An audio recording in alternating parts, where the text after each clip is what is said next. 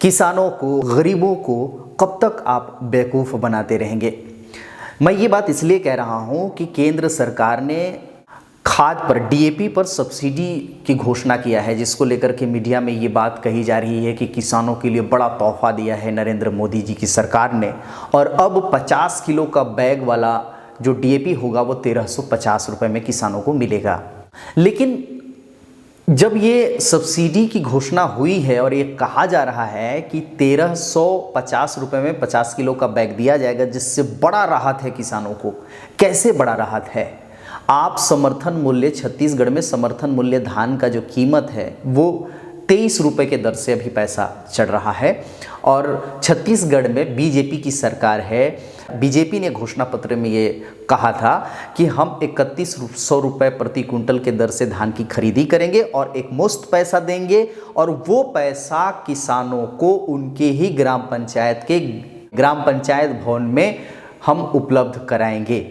1 साल पूरा हो चुका है और छत्तीसगढ़ की सरकार ने अभी तक ना तो 3100 रुपये प्रति क्विंटल के दर से किसानों को के खाते में पैसा डाला है, और ना ही अब तक किसानों को उनके ही ग्राम पंचायत में राशि प्राप्त हो रहा हो। अभी भी 2300 रुपये प्रति क्विंटल के दर से उनके खाते में पैसे चढ़ रहे हैं धान के, और वो भी कई किस्तों में पैसों को प्राप्त कर पा रहे हैं। एक मुश्त उनको पैसा नहीं मिल पा रहा है। छत्तीसगढ़ को कहा जाता है धान का कटोरा, और यहाँ धान का जो उत्पादन है वो ज़बरदस्त है, और इसीलिए यहाँ पर धान की कीमतों को लेकर के ज़बरदस्त राजनीति भी होती है, और उसी के सहारे कहीं ना कहीं छत्तीसगढ़ में सरकार बनाई जाती है। जैसे कि भूपेश बघेल की गवर्नमेंट जब थी पिछली बार, तब भी 25 रुपये किलो के धान की खरीदी, और साथ ही साथ किसानों का कर्जा माफ़ी के नाम पर उन्होंने सरकार बनाई। लेकिन कहीं ना कहीं वो विफल रहे। कर्जा भी 100%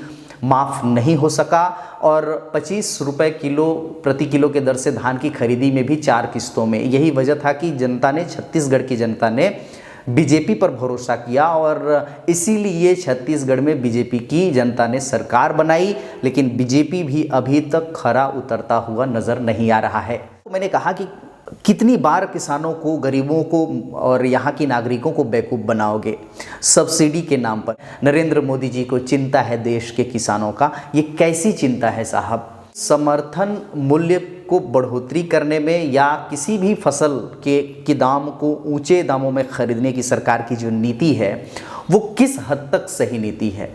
सबसे इम्पॉर्टेंट होता है किसानों के लिए लागत मूल्य, और किसान का जो लागत मूल्य कम हो जाएगा। आप दर मत बढ़ाइए, आप समर्थन मूल्य को मत बढ़ाइए, उसमें जो लागत है, ख़ास तौर पर लागत की चीज़ों में दवाइयों की कीमत हो जाए, खाद की कीमत हो जाए, बीज की कीमत हो जाए, वो इतने आसमान छू रहे हैं।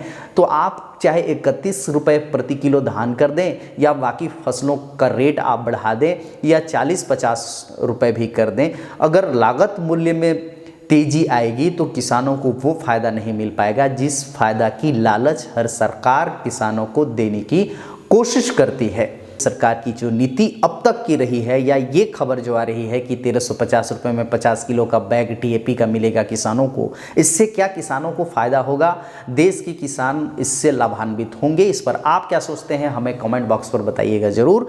अच्छा लगेगा तो लाइक करके आपके अपनों को भी शेयर करिए। अब दीजिए इजाज़त, नमस्कार।